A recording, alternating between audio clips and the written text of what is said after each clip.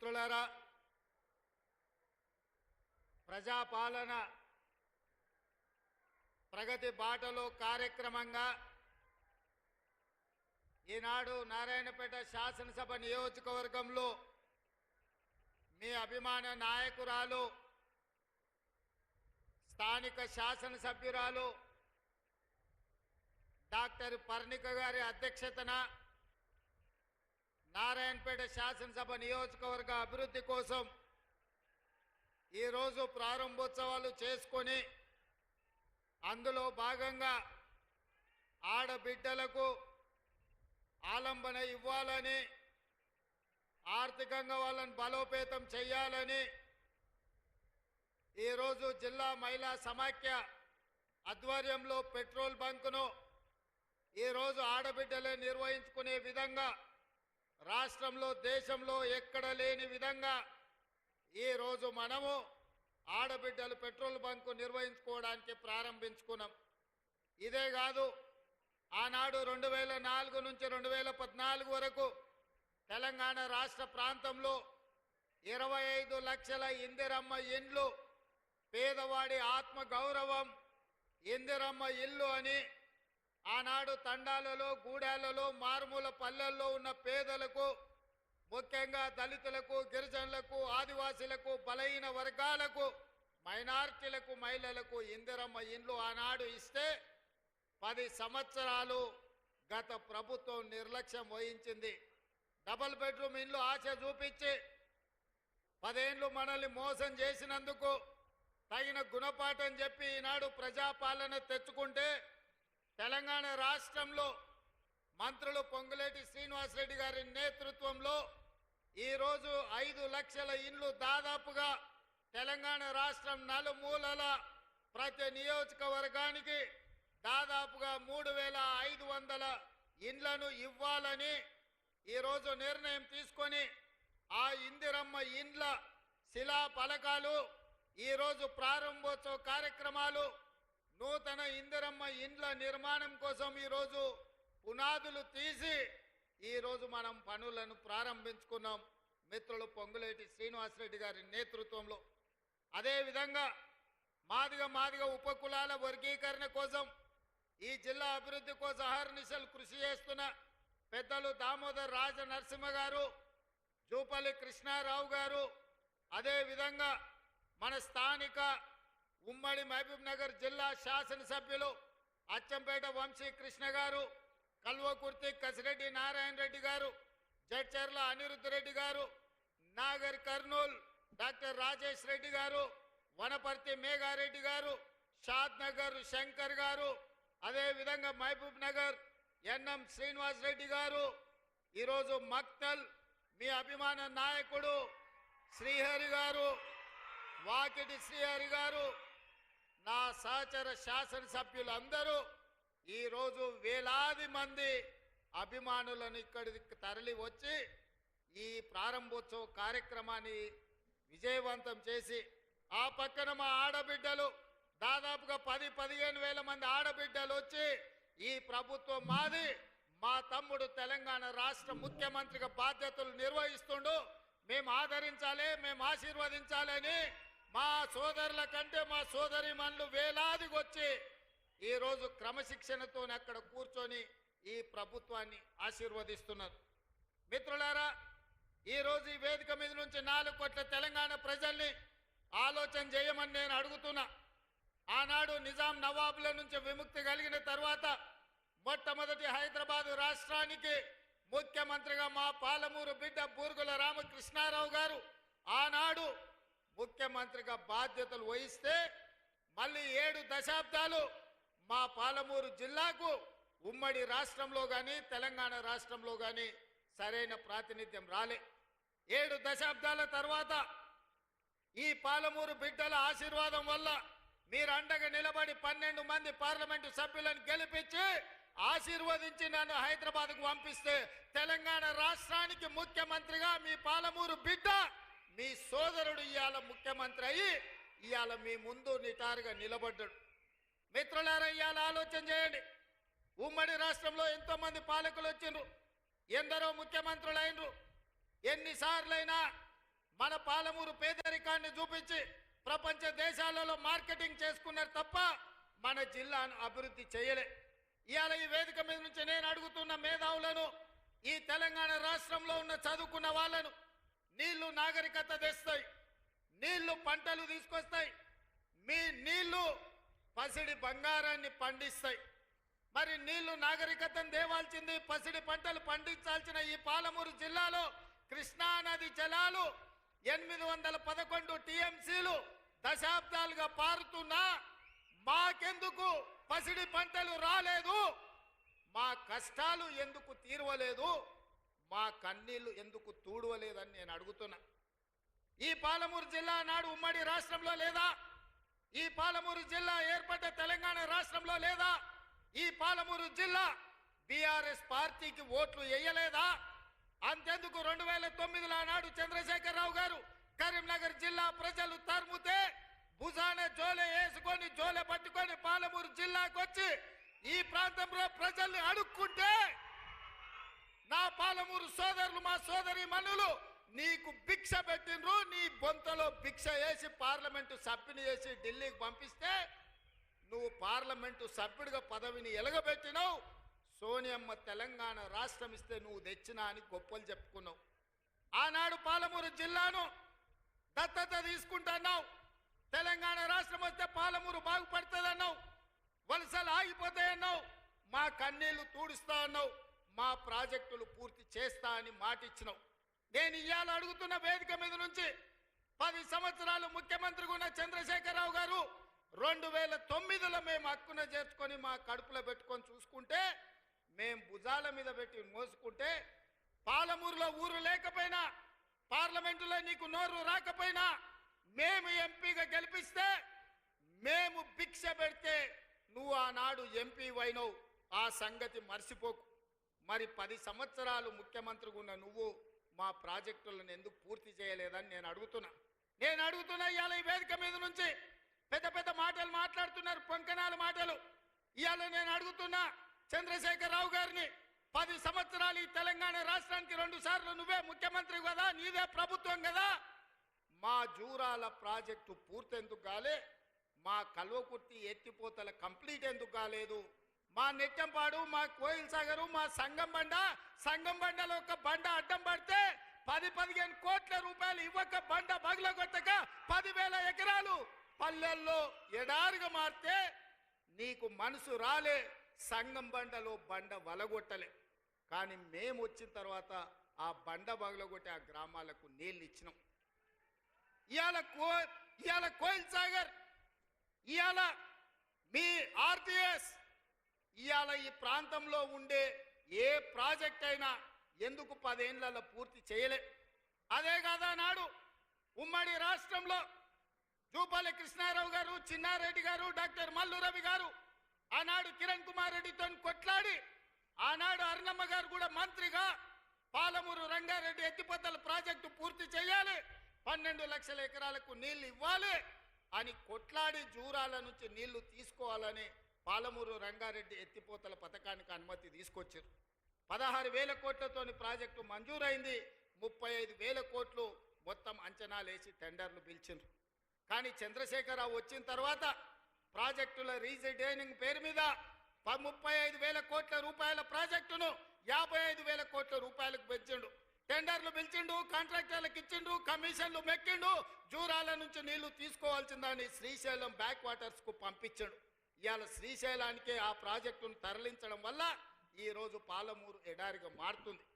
10 ఏళ్లలో పాలమూరు రంగారెడ్డి పూర్తి చేసిన, కల్వకుర్తి పూర్తి చేసిన, భీమా, నెట్టంపాడు, కోయిల్ సాగర్, రాజోలి బండ పూర్తి చేసి ఉంటే, తుమ్మిళ్ళ ప్రాజెక్టును పూర్తి చేసి ఉంటే ఇవాళ ఆంధ్రప్రదేశ్ మనకు అభ్యంతరం పెట్టకపోయి ఉండే.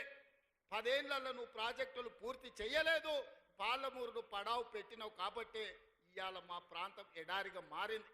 ఆనాడు 2014లో నేను కొట్లాడి తెచ్చిన మక్తల్ నారాయణపేట కొడంగల్ ప్రాజెక్టు ఒకనాడు ఉమ్మడి రాష్ట్రంలో రాజశేఖర రెడ్డి గారు ముఖ్యమంత్రి ఉన్నప్పుడు దివంగత నాయకుడు చిట్టెం నర్సిరెడ్డి గారు మొట్టమొదట ప్రస్తావించిండు మక్తల్ నారాయణపేట కొడంగల్ ప్రాజెక్టు గురించి. ఆ తర్వాత వారు చనిపోయినాక దాని గురించి మాట్లాడిన వాళ్ళే లేరు. మళ్ళీ 2009లో కొడంగల్ ఎమ్మెల్యేగా నేను బాధ్యత తీసుకున్న తర్వాత ఆ కాగితాలు వెలికి తీసి నేను కొట్లాడి 2014లో ఈరోజు నా మక్తల్ నారాయణపేట కొడంగల్ ప్రాజెక్టు తీసుకొచ్చిన. ఆనాడు 1500 కోట్ల రూపాయలతో అంచనా అయ్యింది. 1500 కోట్ల రూపాయలతోని 1,07,000 ఎకరాలకు ప్రాజెక్టు కట్టడానికి అనుమతులు తెచ్చినాం. 10 ఏళ్ళు నా మీద కక్షతోని పాలమూరు మీద పగతోటి చంద్రశేఖరరావు ఈ ప్రాజెక్టును పక్కన పెడితే ఈరోజు నేను వచ్చిన తర్వాత తిరిగి వాటిని దుమ్ము దులిపి పనులు మొదలుపెట్టిన. ఇవాళ 4,500 కోట్ల రూపాయలతోటి మక్తల్ నారాయణపేట కొడంగల్ ప్రాజెక్టును పూర్తి చేయాలి 2 ఏళ్ళలో అని ఈరోజు టెండర్లు పిలిచి పనులు ప్రారంభిస్తే ఇవాళ పగబట్టి ఆయన టీవీలలో పేపర్లలో అడ్డుకుంటున్నారని అంటున్నాడు. నేను అడుగుతున్న చంద్రశేఖరరావు, నువ్వు 70 ఏళ్ళు మాకు అన్యాయం జరిగింది. మా ప్రాంతంలో నీళ్లు పోయినా మా ప్రాంతం నుంచి తరలిపోతున్న కృష్ణానది జలాలు మాకు తాగడానికి మా సాగునీరుకు అందు రాకపోయినా ఈ దేశంలో ఎక్కడ ప్రాజెక్టులు కట్టినా బాక్రానంగల్ కావచ్చు, శ్రీశైలం కావచ్చు, నాగార్జున సాగర్ కావచ్చు, ఎస్ఆర్ఎస్పి కావచ్చు, ఈ దేశంలో ఎక్కడ ప్రాజెక్టులు కట్టినా తట్ట పని, పార పని, మట్టి పని, చెమట తీసే ప్రతి పని మా పాలమూరు బిడ్డలు చేసి దేశానికి ప్రాజెక్టులను అందించారు. ఇవాళ ఈ దేశంలో పంట పండుతుందంటే మా పాలమూరు బిడ్డల స్వేదం ఉంది, మా రక్తం ఉంది, మా కష్టం ఉంది. అట్లాంటి మా జిల్లా ఎడారిగా మారి వేలాది మంది వలసలు పోతుంటే తమ పసిపిల్లల్ని తల్లిదండ్రుల దగ్గర, ముసలోళ్ళ దగ్గర, గుడిసెల దగ్గర వదిలి జంటలుగా మేస్త్రీల ఎంబడి వలస పోతుంటే వలసలు ఆపాలని ఇవాళ మా ప్రాజెక్టులు పూర్తి చేయాలని ప్రయత్నం చేస్తుంటే మా మీద పగబట్టి నువ్వు ఎందుకు చంద్రశేఖరరావు అని నేను అడుగుతున్నా. ఏం అన్యాయం చేసినాం నీకు చంద్రశేఖరరావు? మేము నిన్ను మా పార్లమెంట్ సభ్యుడిగా ఎన్నుకోవడం మేము చేసిన అన్యాయమా? నీ పార్టీకి పోయినసారి 13 సీట్లు ఇవ్వడం మేము చేసిన అన్యాయమా? ఏం అన్యాయం చేసినామని ఇవాళ మా జిల్లాల ప్రాజెక్టులను అంటుకుంటున్నాం. ఈ 10 ఏళ్లలో నువ్వు పాలమూరు రంగారెడ్డి ఎత్తిపోతలు పూర్తి చేసినుంటే ఇవాళ చంద్రబాబు నాయుడుతో పంచాయతీ ఎందుకు వస్తుండే? ఆనాడు నువ్వు వైఎస్ రాజశేఖర రెడ్డి ముఖ్యమంత్రి ఉన్నప్పుడు ఆనాడు పోతిరెడ్డిపాడు పక్క 4,000 క్యూసెక్స్ నుంచి 40,000 క్యూసెక్లకు పెంచింది. రాజశేఖర రెడ్డి గారికి ఊడిగం చేసింది. రాజశేఖర రెడ్డి చెప్పులు మోసి కృష్ణానది జలాలను రాయలసీమకు తరలించడానికి అనుమతించింది సన్నాసివి నువ్వు కాదా చంద్రశేఖరరావు?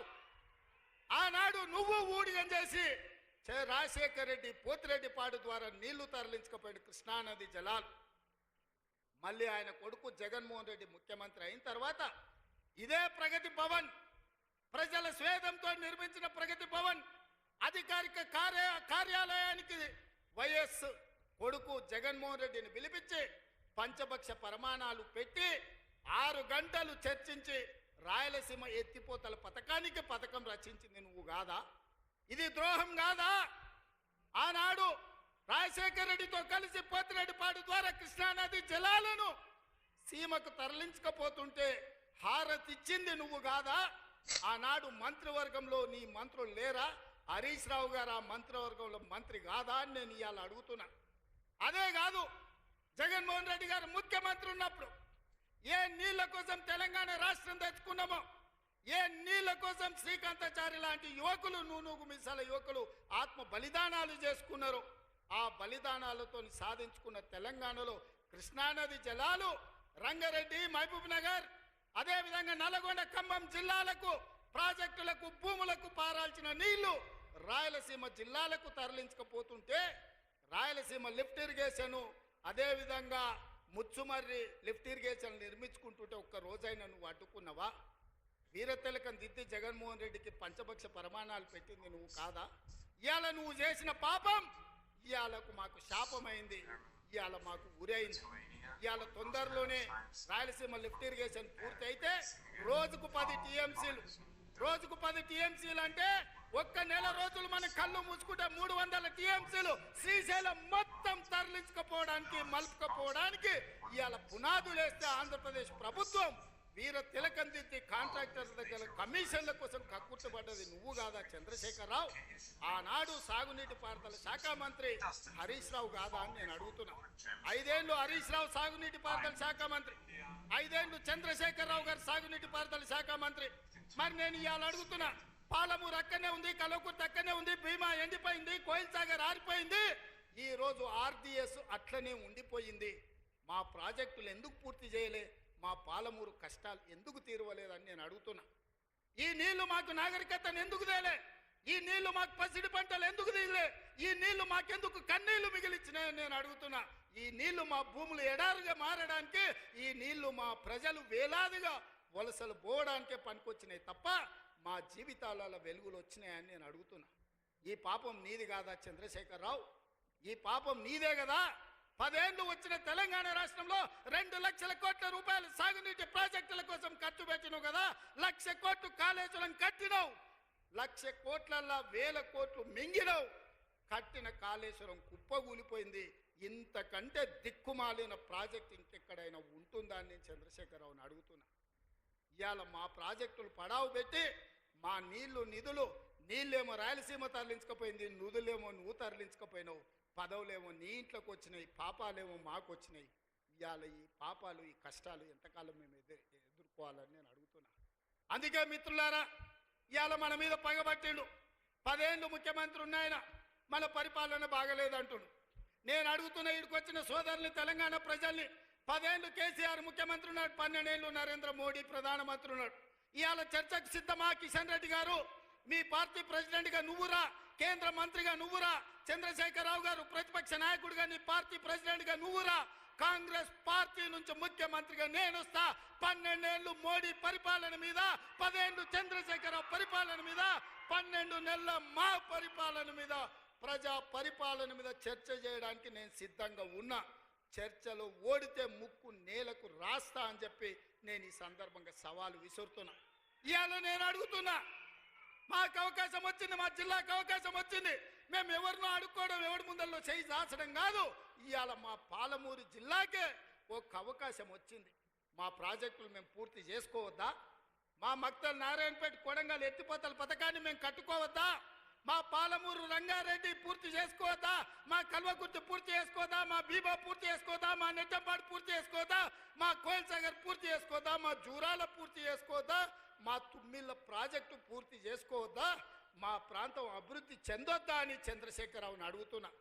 ఏది తీసినా, ఏది పెట్టినా వద్దు అనే తప్ప నీ నోటి నుంచి ఒక్క మాట అయినా మంచి మాట వచ్చిందా అని నేను అడుగుతున్నా.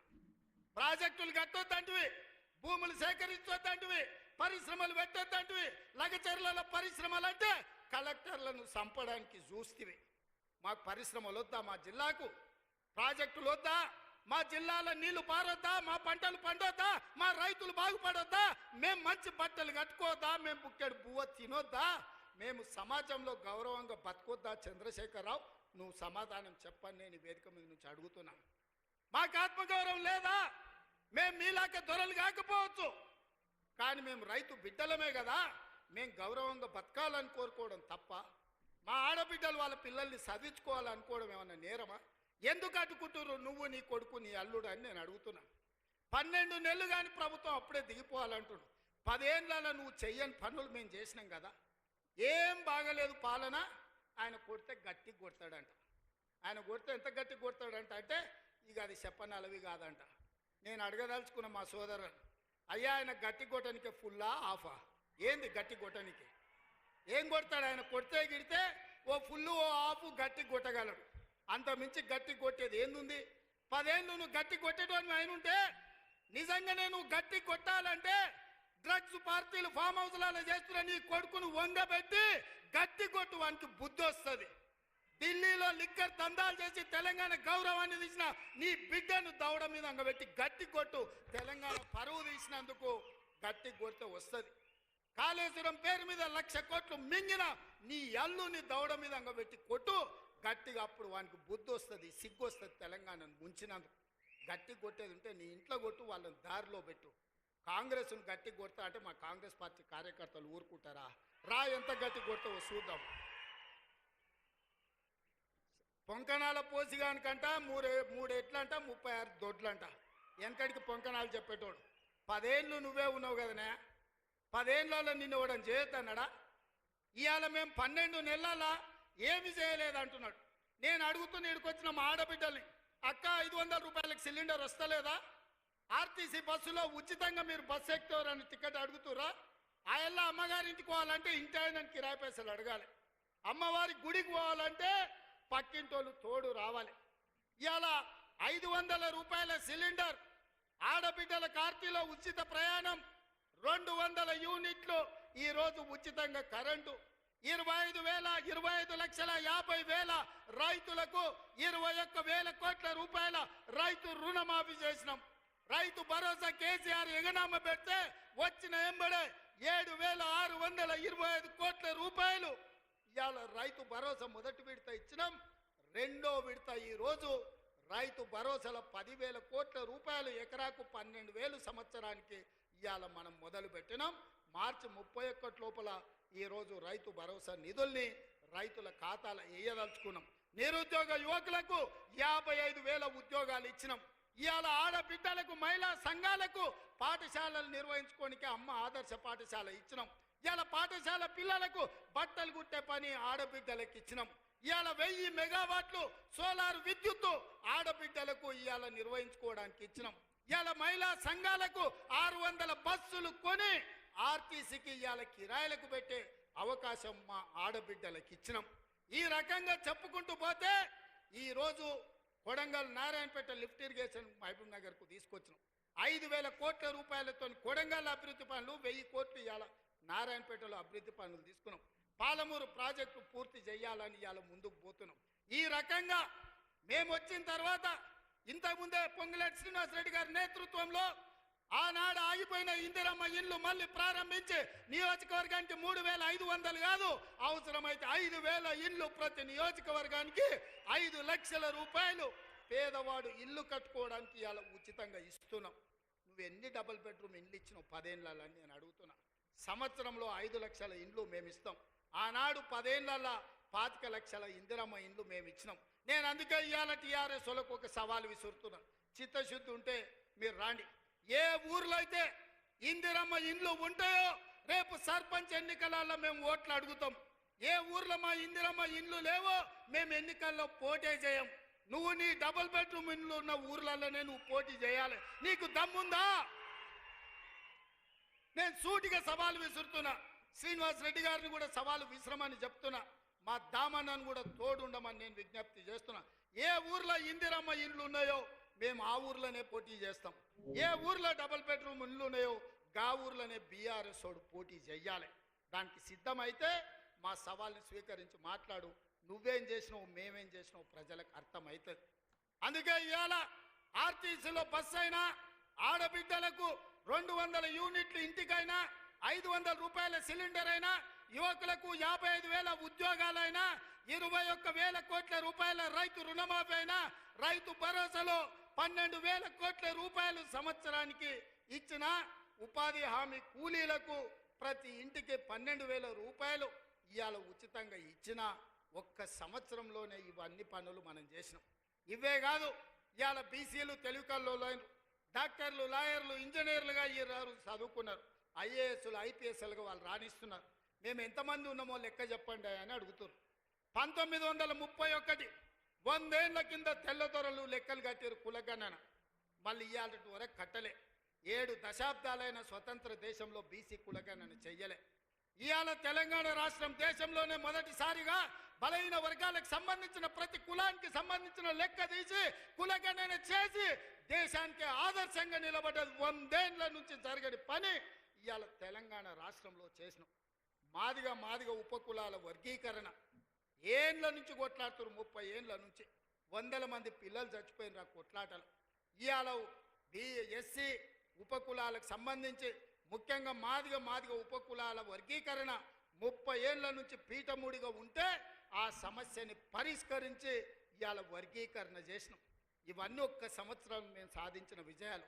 చంద్రశేఖరరావు, నీకు ఇవి కనిపిస్తలేవా? నీ కండ్లకి ఏమన్నా పసిరికలు వచ్చినాయా? నీ కండ్లు ఏమన్నా పచ్చగానే అని నేను అడుగుతున్నా. ఇవన్నీ మేము చేస్తలేమా? ఇవన్నీ నువ్వు సభకు వస్తే చర్చిస్తాం కదా.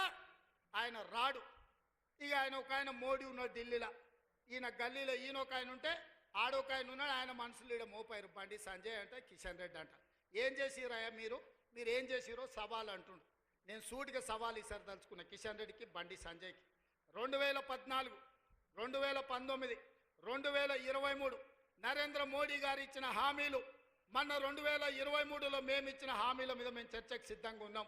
నేను మా దామన్న మేము ఇద్దరం వస్తాం. కిషన్ రెడ్డి గారు, బండి సంజయ్ మీరు ఇద్దరు రాండి. బీఆర్ఎస్ నుంచి వాళ్ళని కూడా తండ్రి కొడుకులు వస్తారో మామ అల్లుడు వస్తాడో బావ బామార్ది వస్తాడో ఎవడో ఒకడు వాళ్ళని కూడా రాని చర్చ పెడదాం, బజార్లో పెడదాం, అంబేద్కర్ చౌరస్తాలో పెడదాం, అంబేద్కర్ సాక్షిగా చర్చ చేద్దాం. 10 ఏళ్ళు కేసీఆర్ ముఖ్యమంత్రిగా, 12 ఏళ్ళు నరేంద్ర మోడీ ప్రధానమంత్రిగా, 12 నెలలు మన ప్రభుత్వం ఇందిరమ్మ ప్రభుత్వం చేసిన పనుల మీద చర్చ చేద్దాం. నరేంద్ర మోడీ ఇచ్చిన మాట, స్విస్ బ్యాంకులో లక్షల కోట్ల రూపాయలు నల్లధనం ఉంది, అవి తెచ్చి ప్రతి పేదవాడి ఖాతాలో 15 లక్షలు వేస్తా అన్నాడు.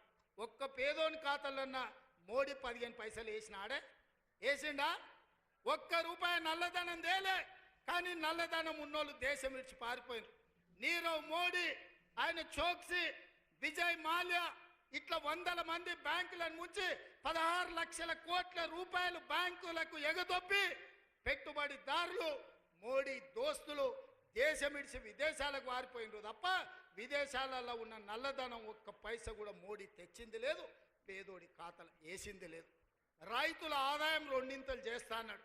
కానీ రైతు వ్యతిరేక నల్ల చట్టాలు తెస్తే 16 నెలలు ఢిల్లీ సరిహద్దుల్లో సైనికులాగా వేలాది మంది రైతులు దీక్ష చేసి నరేంద్ర మోడీ మెడలు వంచి జాతికి క్షమాపణ చెప్పి రైతు వ్యతిరేక నల్ల చట్టాలను మోడీ చేత ఉపసంహరింపజేసిండ్రు రైతులు. అదేవిధంగా 2022 లోపల ప్రతి పేదవాడికి ఇల్లు అందిస్తా అన్నాడు మోడీ. ఏ పేదోడికి ఇల్లు ఇచ్చినవో ఈ రోజు అప్పక్పల్లికి రా, చూపిద్దురా మోడీ ఇచ్చిన ఇల్లు ఎక్కడుందో. నేను అడుగుతున్న నారాయణపేటకు రా, మోడీ ఇచ్చిన ఇల్లు ఎక్కడున్నాయో నువ్వు చూపిద్దురా. సంవత్సరానికి 2 కోట్ల ఉద్యోగాలు ఇస్తున్నాడు. 12 ఏళ్ళు అయింది, 24 కోట్ల ఉద్యోగాలు రావాలి. ఆ లెక్కన ఒక తెలంగాణకే 1 కోటి ఉద్యోగాలు రావాలి. ఎవరికి వచ్చినాయా ఉద్యోగాలు? ఓ కిషన్ రెడ్డికి, ఓ బండి సంజయ్కి 2 ఉద్యోగాలు వచ్చినాయి. తెలంగాణలో ఎవరైనా మోడీ ఉద్యోగం ఇచ్చిండా? ఎవరికి ఉద్యోగాలు ఇచ్చిండో మోడీ వచ్చి చూపియాలి లెక్క. నేను ఇచ్చిన 55,000 మందికి మొదటి సంవత్సరంలో ఉద్యోగాలు తలకాయ లెక్క పెడితే ఎల్బీ స్టేడియం రా, ఒక్కొక్కరిని లెక్క పెట్టి పేరు రాసుకొని ఏ ప్రభుత్వ ఉద్యోగం ఇచ్చినో లెక్కలు చెప్తా. మోడీ గారు, నీ బంట్లను పంపిస్తావో, నీ బంట్రోతులను పంపిస్తావో నువ్వు పంపించు, లెక్క పెట్టి చూపించే బాధ్యత నాది. మోడీ ఒక రకంగా మోసం చేస్తే ఇక్కడున్న కేసీఆర్ గారు ఇంకొక రకంగా ప్రజల్ని వంచిండు, మోసం చేసిండు, దోపిడీ చేసిండు. ఇవాళ అందుకే సూటిగా నేను సవాలు విసిరదలుచుకున్న బీజేపీ బీఆర్ఎస్ వాళ్ళకు. బీఆర్ఎస్ 23లో అధికారం పోయింది, 24 పార్లమెంట్లో డిపాజిట్లు పోయినాయి. ఇప్పుడు జరిగే ఎమ్మెల్సీ ఎన్నికల్లో పోటీకి అభ్యర్థులు దొరకలేదు. అదో దిక్కుమాలిన పార్టీ. ఆ దిక్కుమాలిన పార్టీ తండ్రో దిక్కు, కొడుకో దిక్కు, అల్లుడో దిక్కు, బిడ్డో దిక్కు కాకుల్లాక వాడి పొడుసాలను చూస్తున్నారు. ఈ కాకులకు సరైన జవాబు చెప్పాల్సింది కాంగ్రెస్ పార్టీ కార్యకర్తలే అని చెప్పి నేను ఈ సందర్భంగా తెలియజేయదలుచుకున్నా. మీరు అడగండి, 10 ఏళ్ళు వాళ్ళు పరిపాలన చేశారు, 10 నెలల్లో మనం అన్నీ చేయలేదని అంటున్నాం. 5 ఏళ్ల కోసం కదా ఈ ప్రభుత్వం ఎన్నికైంది. 5 ఏళ్లలో అన్ని పనులు పూర్తి చేసే బాధ్యత మనది. ఇవాళ అందుకే పేదలకు అనుకూలంగా పేదల పాలన ఉన్నది. పేదలు బాగుపడితే, పాలమూరు పచ్చబడితే వాళ్ళ కళ్ళు మండుతున్నాయి, వాళ్ళ కడుపు మండుతుంది. పాలమూరు ఎండాలే, మన జీవితాలు పాడు కావాలి అనేదే వాళ్ళ ఆలోచన. అందుకే మనమందరం అప్రమత్తంగా ఉండాలి. ఈ జిల్లాకు ఒక అవకాశం వచ్చింది. మన ప్రాజెక్టులు మనమే పూర్తి చేసుకుందాం, మన నిధులు మనమే కేటాయించుకుందాం, మన పనులు పూర్తి చేసుకునే బాధ్యత మనది.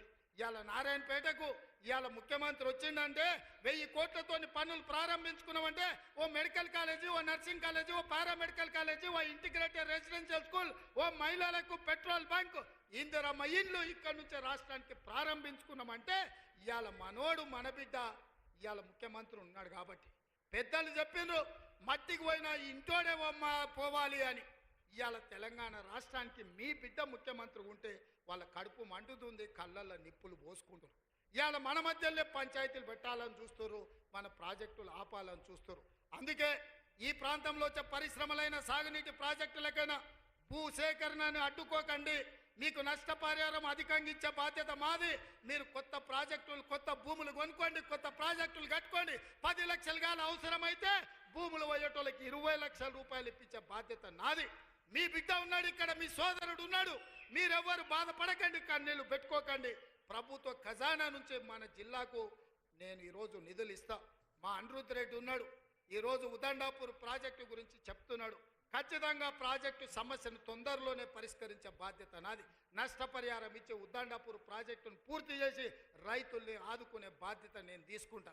ఇవాళ మీ కష్టాలు తీరవకపోతే మీ సమస్యల్ని పరిష్కరించకపోతే మీ బిడ్డ తెలంగాణ ముఖ్యమంత్రిగా ఉండి ప్రయోజనం ఏందని నేను మిమ్మల్ని అడుగుతున్నా. సంపూర్ణమైన విశ్వాసం పెట్టుకోండి. లేక లేక మనకు ఒక అవకాశం వచ్చింది. మన ఇంట్లోనికి మన బిడ్డకు అవకాశం వచ్చినప్పుడు శత్రువులు కుట్రలు చేస్తున్నారు. కడుపుల కత్తులు పెట్టుకొని బయలుదేరుతున్నారు. కౌగిలించుకున్నట్టే ఇకిలిస్తున్నారు. కౌగిలించుకొని కడుపుల కత్తులు పెట్టి పొడిచి చంపాలని చూస్తున్నారు. ఇట్లాంటి సన్నాసులకు గుణపాఠం చెప్పాల్సిన బాధ్యత పాలమూరు జిల్లా యువకుల మీదనే ఉన్నది. మిత్రులారా, పనిలో నిమగ్నమై ఉన్న పనులు చేసే బాధ్యత నాది, కాపాడుకునే బాధ్యత మీది. మళ్ళీ రాదు ఇట్లాంటి అవకాశం. ఇవాళ తప్పిపోయిందా మళ్ళీ 50 ఏళ్ళు అవుతుందో, 60 ఏళ్ళు అవుతుందో, 70 ఏళ్ళు అవుతుందో, 100 ఏళ్ళు అవుతుందో చరిత్రను మనం అంచనా వెయ్యలేము. ఇవాళ వచ్చినప్పుడే మన ప్రాజెక్టులను పూర్తి చేసుకుందాం. పాలమూరును పూర్తి చేసుకుందాం, కల్వకుర్తిని పూర్తి చేసుకుందాం, భీమా, నెట్టంపాడు, కోల్సాగర్ను పూర్తి చేసుకుందాం, మక్తల్, నారాయణపేట, కొడంగల్ ప్రాజెక్టును పూర్తి చేసుకుందాం. కొడంగల్లో పరిశ్రమలు తెద్దాం. మన ప్రాంత నిరుద్యోగ సమస్యని పరిష్కరిద్దాం. మీరందరూ అండగా నిలబడాలి. ఈ ప్రాంతాన్ని అభివృద్ధి చేసే బాధ్యత నాది. మళ్ళొకసారి సూటిగా కిషన్ రెడ్డి గారికి, బండి సంజయ్ గారికి, కేసీఆర్ గారికి, కేటీఆర్ గారికి నేను సవాల్ విసురుతున్నా.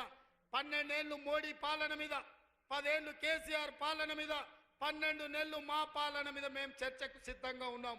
నేను మా సోదరుడు దామోదర్ రాజనరసింహ గారు మేము చర్చకు వస్తాం. తారీఖు చెప్పండి, ఏ సెంటరో చెప్పండి, ఏ సెంటర్ అయినా మేము తయారు. మీరు సిద్ధమైతే రాండి. ఎవరు ఏం చేసిండ్రో చర్చ చేద్దాం, తేలుద్దాం. తెలంగాణ ప్రజలకు వాస్తవాలు చెబుదాం. ఇంత గొప్ప కార్యక్రమాన్ని ఏర్పాటు చేసినందుకు మిత్రుడు శివకుమార్ రెడ్డి గారిని, అదేవిధంగా కాంగ్రెస్ పార్టీ కార్యకర్తల నాయకుల్ని, మా పర్ణికమ్మను మనస్ఫూర్తిగా అభినందిస్తున్నా. రాబోయే రోజుల్లో స్థానిక సంస్థల్లో కూడా మనం మన బలాన్ని నిరూపించాలి. పాలమూరి మొత్తం ఏకమై ఎవరిని సరిహద్దులకు రాకుండా చూడాలి. ఆ చూసే బాధ్యత మీదే అని తెలియజేస్తూ మీ అందరి దగ్గర సెలవు తీసుకుంటున్నా.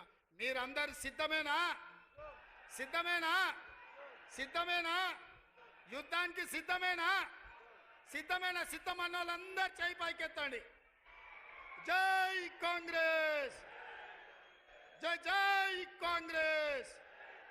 ధన్యవాదాలు మిత్రులారా.